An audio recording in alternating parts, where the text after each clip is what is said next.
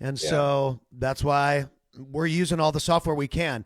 So we're hitting live on Facebook. We are live on LinkedIn, YouTube, X, popping off everywhere. It is the Social Marketing Show, and it is Marketing Monday with Zach Hoffman. So wake What's it up, up, wake Pat? it up, How you world. I'm good, man. How are you? Doing excellent, man. Just enjoying a little time off, partially. Dude, it's great. But we're still here. Exactly. And Gotta that's be. the cool thing about it is that, and we were talking about this, is how do we make our businesses mobile? So moving forward into 2025, we want to be able to go right to someone's fingertips and talk to them about what we do. And this is for any business on the planet is, Zach for your ads, Pat for the organic. You take the organic, you run it as ads. Like, what do you out there? What do you do? And how can you use streaming and broadcasting and videos and marketing and social media to get your message out? And if we can help you, that's what we're here for. So Zach Hoffman, Exalts Sure. Marketing in the building. Break down what you're looking at. Zach's always got some amazing topics and stuff. He actually prepares. I just click on cool things. Well, it's funny as you go into the week here and you're like, oh, there's might be a shortage on topics. There's always fresh news coming out. I mean, we're going to talk about Nike's sales being on the decline. They continue to repeat that. Big Lots in Party City, that's the trending thing. That they're out, done. Party City's been 40 years. Big Lots been a few I decades as saw well. that. Yeah, and then Reddit, their climb right now with AI, but essentially they're only going to have enough content to feed AI for the next 2 years, they're saying, before the models go looking for new content. So you want to take it away? You want to start out here with Nike? Yeah, so break down Reddit for me. Reddit seems to be the place where the streets go to have that anonymous chat about a topic and not know who's typing anything. Is that Well, a that's good what they said. description? They did mention that in the article, how they have a propensity to get a lot of content because people can go post there in anonymous positions, confidential, and basically the anonymity of a user allows Reddit to garner so much content. They also have been essentially allowing people to publish content and had a voting algorithm, which, as we see that Google and OpenAI essentially struck deals with them to basically be pulling content from their resources, you're going to start to see that content probably become a little bit biased from the SEOs of the world and other content curators that try to manipulate the rankings. But essentially, yeah, Reddit, all the content that they've, produced, I think you're going to have, they're saying it's an AI treasure trove for information. Man, that's unbelievable. Hey, only the beginning of all of this. And again, anything we mention, folks, these are tools for you to use. These are things that you can go out there and actively install in whatever you do to help you move ahead. If it's information gathering or if it's whatever, obviously AI is going to have a huge pit of value there to go through. And a lot of people, viral creators that run agencies like mine say, go to Reddit and find comments of topics, because if people are asking questions on Reddit threads or wherever else, take those questions and start answering them in your content. So if you guys have questions, post them into the comments, and Zach and I will see what we can do for you as well. So Zach, let's jump into it. What do we got? Well, I mean, look, going into that Reddit topic a little bit deeper. Let's give it When some you're beat. looking at Let's Reddit- give it a beat. What's that? I was going to give you a little beat. There you go. Keep going. Keep going. On the So Reddit with topic. Reddit, they're commenting. So Google and OpenAI are the ones that license for the actual content, but then they said, what about the social media organizations? Well, they have their own AI models going right now. So you have Facebook, Instagram, TikTok, Twitter, X, which I believe has some of the most natural language out there on the internet to be data mined, which is owned by Elon Musk at this point.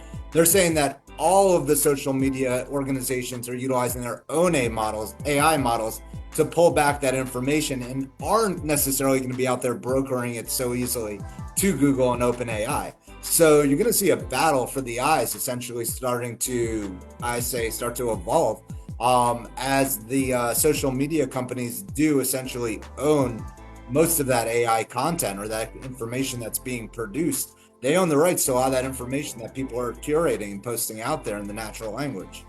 Yeah, and I think that people like Zuck are already on top of this swing with Facebook AI. It's all over my Facebook app. They got their Meta AI thing going now too. And so Zuckerberg's very good at just copying everybody else and making it better. Hey man, they say never reinvent the wheel, right? Like, why are you going to start without the circles? So if And he's I'll got the say it content, straight up. He was the first guy to have like live installation. I remember when Facebook Live first came out and I could stream me singing in the corner of the bar on Facebook, and all my friends could watch me for free. yeah, And it got you're me more saying- bookings. It got me more deals. It got me more leads. It got me more conversations. I mean, that's why I still use the tool today. And I think it's important for everybody to be using these tools. Get on with a friend and have a conversation, because I'm telling you that Zuckerberg wants you to get views, or no one's on the platform. They're encouraging creators to use these tools just like Zach and I are using. So I say get on it, folks. What else we got? Well, you were saying even this activity has gotten you to adapt to a lot of the new software out there. You Yeah, said there's it a lot of has. like integrations that only work with Facebook Live and Meta Live, correct? Yeah, and it's funny because, and we were talking about this before we started the stream, is that I think communities are really, really big. I think that masterminds have always been big in our niche, but community is a word that I think everyone knows, where you've got a subscription model and people can pay to get to be a part of a group or community or a mastermind or training system, either for X amount of days, 90-day acceleration process, or for like a yearly membership or whatever it is. But Yeah. I've been looking at all these different softwares to do it, because I'm like, I don't really want to use a Facebook group, do I? Or everything's tied to Facebook. Anytime you tie anything to anything, it's tied to something. So it's a good lesson for me. Like, well, if I just abide by the community guidelines and I just use the software right, and I just promote myself the right way and say this right stuff and be transparent in a well-spoken way, then I won't have any problems. Why not just do it all on Facebook? And now with this new streaming system, I can go live into my Facebook group using Meta Creator live broadcasting system, and I can plug all my DJ equipment, and you can hear the beats been going for a minute, and like I can create a really neat atmosphere for virtual training and for virtual calls and virtual even summits or speaking, couple hour speaking things. And so Facebook is providing these tools to people because they know it's competitive. And none of those other ones like School or Circle or whatever, you can't really go live into the group. And most of the people that would join that anyway would rather be in a Facebook group than leave Facebook to go somewhere else to get the information. You got to give people the information where they are, instead of trying to constantly take them somewhere else. Oh, for sure. The original model with Facebook, like the original business plan Zuckerberg pitched Bill Gates with, was that he would create the operating system of the internet. And essentially, he has in a lot of ways. And the beautiful thing is if you go live, like we're live right now, I believe on Facebook and Instagram, it pops up in a circle up there that basically in the stories, it says we're live. So it gets you that many more eyes, impressions, and audience to pull people in.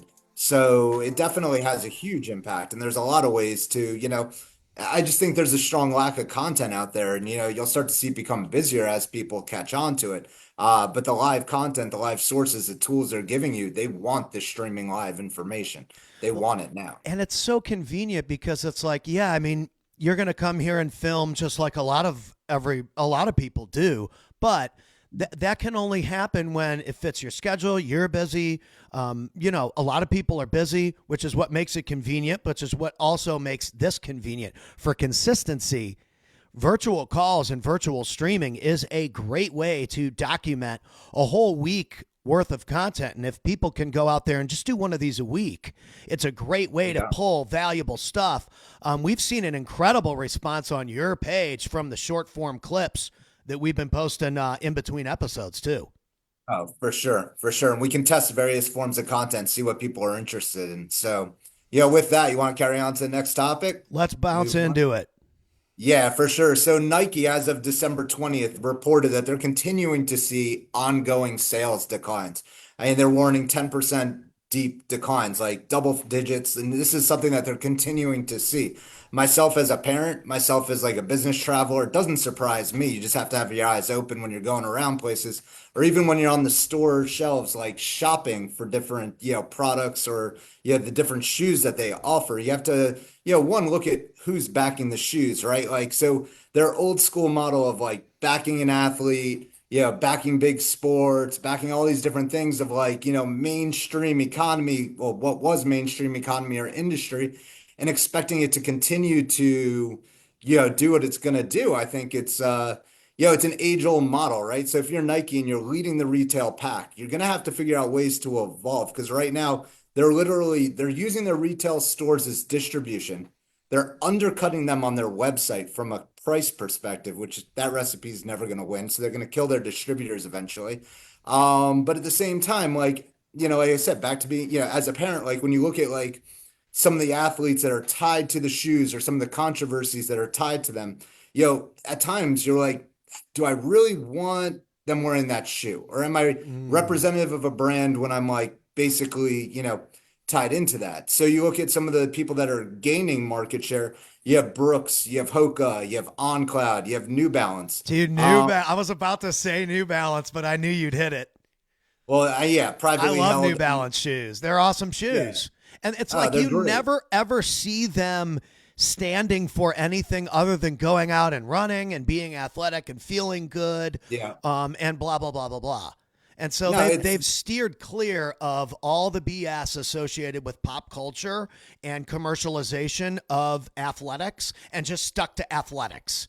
well, it's a fine line, right? Nike had to revive a brand from 1985. The Dunks became a multi-billion-dollar franchise, but that's because other brands are like other aspects of them are fledgling. Like we came from a day and age when like if an athlete did something, like unfortunately, like they banned Kobe Bryant for a number of years, may he rest in peace. But at the same time, if you recall that as a kid, like Nike turned away from him. Tiger Woods, they turned away from him. You have guys Hmm. like John Morant, like lately, who's been like accused of like handguns and clubs and all this different stuff. Yep. They don't shut him down. All I see is John Morant all over Dick's Sporting Goods. Like, what's the deal? Where's the double edge? Like, kind of like, as a brand, like, and as somebody that's making the actual final purchase decision, like, kind of look at that stuff and you're like, hey, man, like, like you can't can't mix the two. Like at times, like if you're a brand, you have guidelines and you stick by certain like things of like, hey, we're going to essentially, if an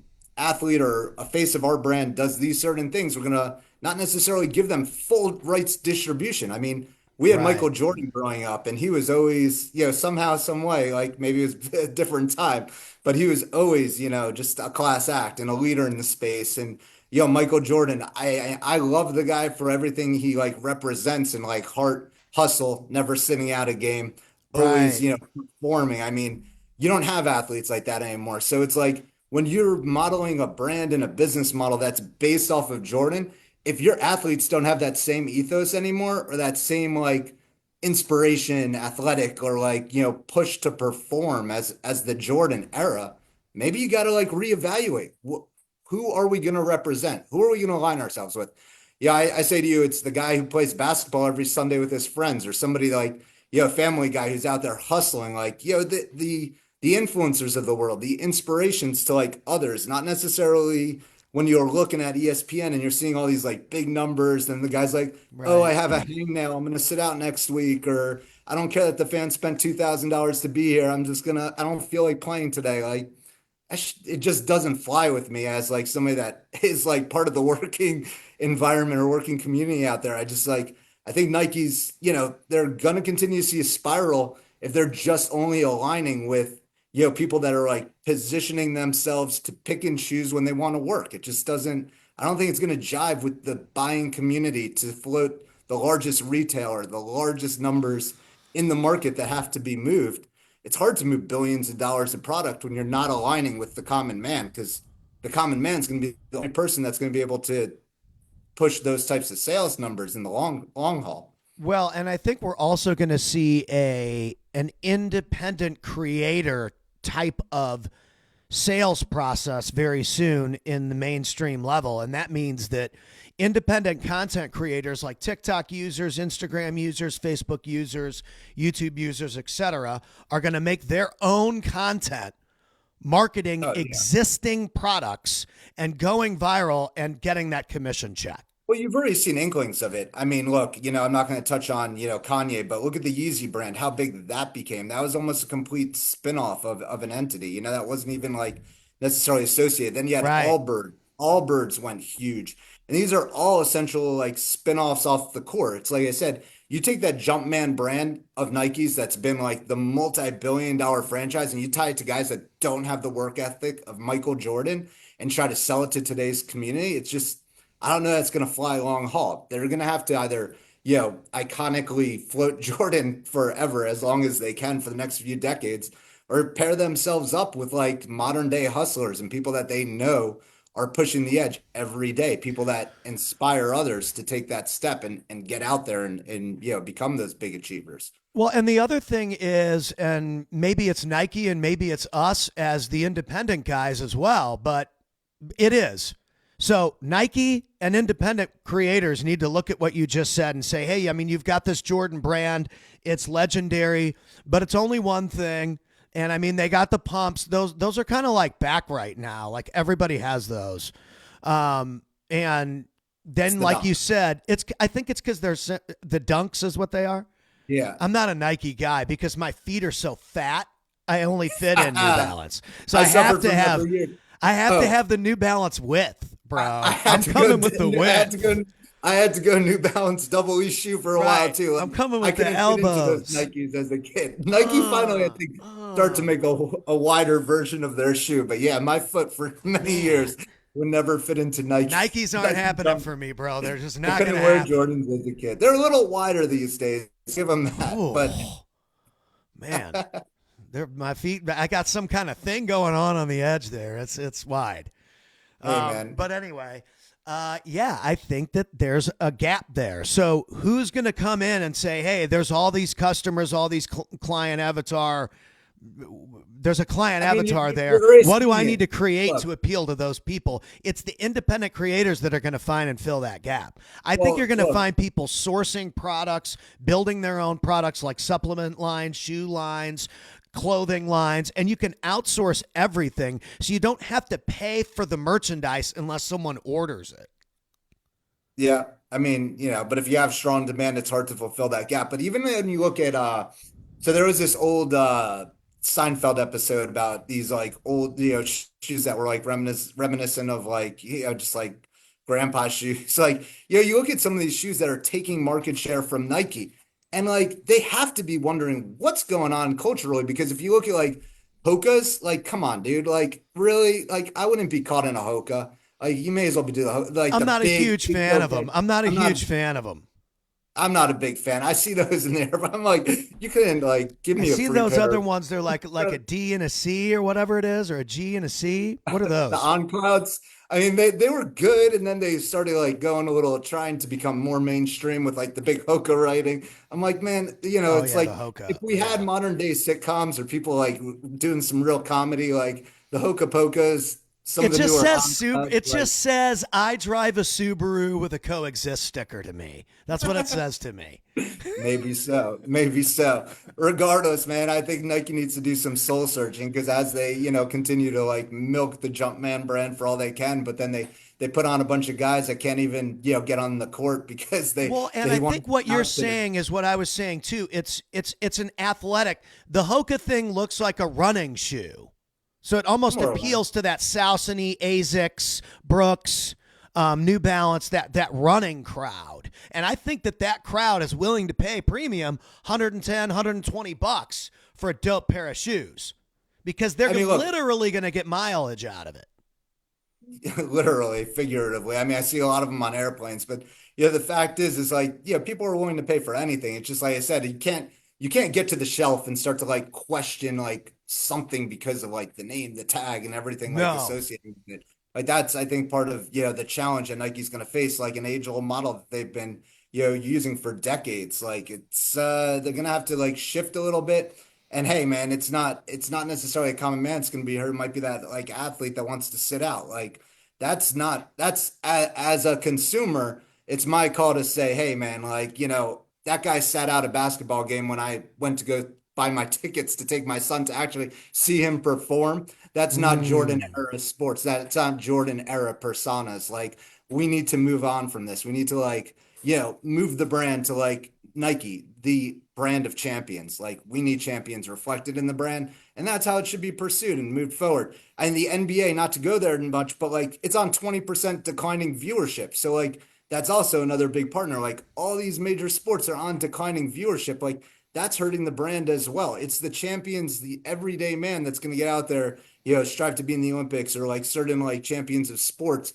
Like, that's the persona that's been buying and floating the billions of dollars in sales. So we'll continue to see what evolves there. But yeah, Nike's on the continued decline. It's NBA reported 20% viewership decline this year already.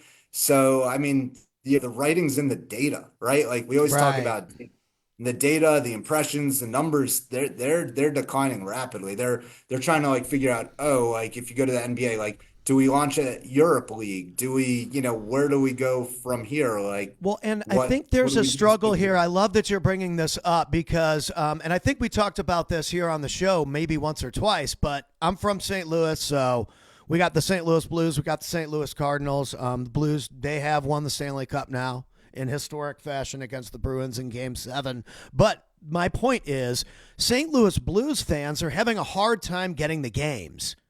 Remember, I think we talked about this, and I said they need to be You said streaming to the even viewing, fans. yeah, you can't even watch a game. I mean, You got to I'm a pay for Marlins this extra fan. cable thing, and you got to pay for this, and you Yeah, got to pay for that. Then the thing doesn't work. You can't log into it on your phone. I can't see the game. I'm paying for the yeah, game, but I can't see the game, even though I yeah, paid to see the game. And it's like fans are getting hacked off. And the reason yeah. is because I think some of these old sports teams that have been around are still trying to do these network partnerships instead of just saying, listen, we're going to sell direct to consumer and we're going to have them log into the St. Louis Blues app. And for $29.99 a month, you get to listen and watch all the games. There's the KMOX broadcast. There's the 590 guys if you want to listen to just the audio. And then there's the video stream, and the video stream plays. You can even play the video stream, pause, or excuse me, mute. You can even play the video screen. You can see how I'm like making the short form video with you. You can even hit play on the video, mute it, and then listen to the audio broadcast. St. Louis Blues fans love the radio broadcast. It's part of the culture in St. Louis. Cool. So the St. Louis Blues, $29.99 a month. You get all the streaming games in our app, and you can even listen to the broadcast with this on mute if you prefer a different play-by-play guy. Well, even, we talked. Everybody in St. Louis would pay for that. Well, a lot of the eyes are on Instagram right now, or like some of the, the social networks. It's like, but the social networks know they're already getting the content, so they're not going to pay for that actual additional content to bring it into the platforms where people are. But that might be a way to save it, is like get into like where people are actually streaming and looking at their content on a daily What if they basis. had a group? It's the 2025 St. Louis Blues official Facebook group, and they stream just like this right into the group, and you can literally just watch the game and comment Well, with your friends on Facebook. It'd be brilliant. Well, I bet you if you look at some of the athletes on the St. Louis Blues, and we could do this analysis going into next week, but they're probably larger than the St. Louis Blues themselves when it comes to the social platforms, like some of the actual particular, Probably. players on the ice. Which goes to show you, with like a lot of the things that we're seeing, essentially some of these personas that are on the court, on the field, essentially are on the ice. They are bigger than the team themselves in a lot of ways from an influence perspective. Yep. They even see fantasy sports. And like, it's funny, I was in a conversation the other day. We were talking about football, and this guy was like, I could have cared less about watching this game, but because my running back was starting for that team, I had to watch that NFL game because I wanted to see if he actually performed. They do say that fantasy sports, fantasy, stats in general have saved a lot of the viewership. So as we're continuing to grasp for strings on like live viewership and people watching, they're saying that the gamification, the fantasy aspects have actually saved or like helped with some of the data and stats to like, save some of that viewership. So it goes Amazing. back to, yeah, it goes to show you as to like how the audiences continue to evolve. Yeah, it's awesome. And then the replay value. So I think that live streaming and live events are still key, a key component, a key pillar to anything anyone's doing. Well, But it's that replay value and it's that community that is the next level of the way the internet's going to be used, because people are oh, willing to pay to be a part of something. oh, they're willing to pay, they're willing to play, they're willing to get out of their house. Like everybody wants to get out of their house and go do something. Yeah, which brings me to it brings us to this next topic, like Big Lots and Party City, like two iconic stores that have been throughout the country for a number of years, 800 plus retail locations for each of them. They're now both belly up, bankrupt, done. Yeah, you look at like their age-old model of how they were marketing or where they actually had the downfall. I mean, they drive, it's driving feet. If you have those retail channels, you have those distribution places. I assure you, if you're a retail store and you start to put like a live studio in there of like people like broadcasting, like, come check out this product. We have it at, your local Nordstrom or local Neiman's, like people are gonna probably come to see it. They'll want to see the live stream going on probably, and then they'll also like they'll know things are actually in the physical location and they can get out of their house and go get it. Like I believe there's still a strong market of people that want to go visit retailers and go actually partake in economic exchange, like out in the physical. It's just the stores that are going to win are going to have to bring people into the stores. Well, right. And we deal with that a little bit now, too, because I mean, we have a physical studio. And I think that at some point, especially when you're doing what I'm doing, you want to be able to provide people the equipment and the gear and the environment and all the things that I need. I need it for me.